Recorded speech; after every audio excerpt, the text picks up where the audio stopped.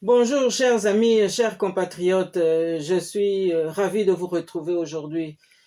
Mais ces retrouvailles, c'est surtout sur un problème épineux, un problème qui nous interpelle tous. Alors nous avons tous été témoins ces derniers jours du procès de la justice française contre Monsieur Charles Onana, qui est accusé par des ONG rwandaises proches du pouvoir de Monsieur Paul Kagame, président du Rwanda. Monsieur Onana est donc accusé de négationnisme, mais surtout de nier le génocide du peuple rwandais. Alors que tout le monde sait la pertinence, l'intelligence et surtout la clairvoyance de Monsieur Charles Onana, qui depuis des décennies aujourd'hui se consacre à la recherche de la vérité pour que l'Afrique retrouve la paix et la stabilité, notamment en République démocratique du Congo.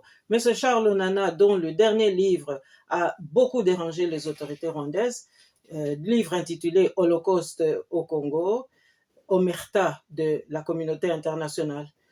Alors, M. Charles Onana a développé des arguments absolument forts, des arguments irréfutables, des arguments tout à fait véridiques. Mais évidemment, lorsqu'il a déclaré à la sortie des différentes audiences qu'il s'agit selon lui d'un procès politique, nous ne pouvons que reconnaître cette réalité. Il s'agit bel et bien d'un procès politique.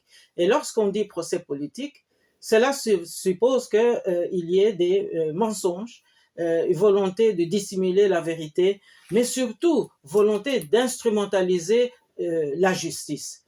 Alors évidemment, face aux arguments développés par M. Charles Onana et ses avocats pendant les audiences, M. Paul Kagame a bien compris que le non-lieu était à l'horizon. Et donc il fallait maintenant trouver des voies et moyens pour que l'instrumentalisation touche aussi la classe politique congolaise afin de donner des arguments aux magistrats français.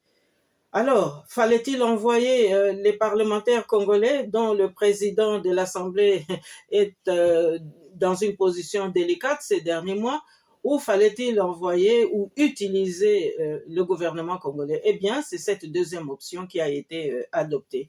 Et voilà, nous avons vu débarquer à Bruxelles le gouvernement congolais, et par la bouche de chef de gouvernement, par la bouche de Madame Judith Suminwa, nous avons entendu un discours totalement aux antipodes de la réalité congolaise aujourd'hui. Une ignorance parfaite de la réalité du pays. Il n'y a pas de guerre, il n'y a pas d'instabilité à l'est du Congo, il n'y a pas d'agression rwandaise et surtout, il n'y a pas d'occupation rwandaise ni des masses, des viols de masse dans notre pays. Et donc, c'est un discours pro-Rwanda qui tranche radicalement avec l'attitude de Félix Tshisekedi 15 jours plus tôt, qui, face à la même ignorance des réalités congolaises prononcée par M. Emmanuel Macron, avait claqué la porte du sommet de la francophonie. Alors, à quoi doit-on s'attendre aujourd'hui?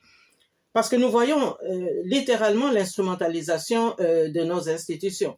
C'est-à-dire que nous avons à la tête du pays deux membres de l'exécutif, président de la République, chef du gouvernement, qui, devant les réalités congolaises et déclinées à Bruxelles et à Paris, tiennent des discours diamétralement opposés, des attitudes diamétralement opposées. Alors, je pense ici qu'il est absolument important de se rappeler que nous ne pouvons pas cautionner une attitude qui ignore les réalités congolaises. Comment peut-on venir à Bruxelles, dire qu'on est chef de gouvernement congolais et ignorer les réalités congolaises alors qu'aujourd'hui, il y a des grèves partout, les fonctionnaires ne sont pas payés, les jeunes élèves, les jeunes écoliers qui manifestent, on les tue à bout portant, il y a des inondations, les hôpitaux ne fonctionnent pas, il y a aussi la sodomisation de nos services de sécurité pour mater les étudiants. Alors, je pense aussi que nous devons aujourd'hui nous poser la question, est-ce qu'il est vraiment raisonnable de demander à des investisseurs de venir dans un pays?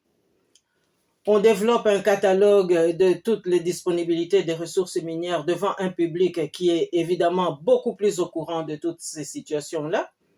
Est-ce qu'il est raisonnable de demander à des investisseurs de venir au Congo, dans un pays déstabilisé, dans un pays qui ne fonctionne pas, dans un pays où l'on pille, dans un pays où les autorités, membres du gouvernement et autres autorisent le vol des deniers publics? Et donc, je pense que c'est une attitude absolument irresponsable. On ne peut pas reconstruire un pays qui est en guerre. Alors, je crois aussi que le rôle d'un Premier ministre, ce n'est pas de décliner un catalogue de bonnes intentions, mais je pense que c'est d'abord de rester à la barre, de rester dans le navire qui est en naufrage, c'est de rester assister le peuple. Et c'est surtout montrer un cap, montrer un programme, un plan, montrer vers où l'on va. Or, nous sommes loin de tout cela. Et donc, Madame Judith, par son discours, a donné des arguments pour que M. Kagame, qui croit qu'il peut toujours instrumentaliser la justice française, trouve des arguments pour accentuer le poids de la charge de la faute qui est imputée à M. Charles Onana. Alors, je crois qu'aujourd'hui, le peuple congolais et tous les sympathisants de notre pays, tous ceux qui sont soucieux de la stabilité en Afrique centrale, nous devons nous ressaisir. Et nous devons aujourd'hui clairement manifester notre soutien à la justice. Et surtout, nous devons aussi nous interroger. Parce que si nous constatons que le gouvernement ignore les réalités meurtrières de notre pays, c'est que nous n'avons pas un gouvernement. C'est que Mme Judith n'est pas venue comme Premier ministre, mais elle est venue tout simplement comme porte-parole de Kigali. Parce que c'est M. Paul Kagame qui avait besoin d'un tel discours afin d'instrumentaliser la justice française contre M. Charles Onana. Je crois, chers amis, chers compatriotes, que notre pays a besoin d'hommes engagés comme Charles Onana. Notre pays a besoin de politologues comme M. Charles Onana et surtout, M. Charles Onana a besoin du soutien de toute la République démocratique du Congo. Et c'est la raison pour laquelle nous venons ici de démontrer que nos autorités ne sont pas du tout à la hauteur des enjeux.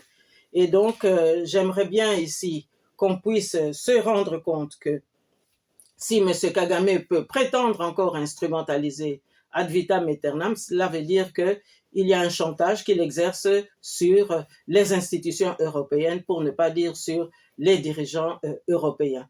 Mais quel est l'objet de ce chantage? Eh bien, je pense qu'il appartient à chacun d'y répondre. Voilà, chers amis, chers compatriotes, l'essentiel de mon message. Et donc, soutenons M. Charles Onana et surtout, n'ayons pas peur de dire la vérité, puisqu'aujourd'hui, c'est la grande cause qui nous occupe. Je vous remercie, à très bientôt.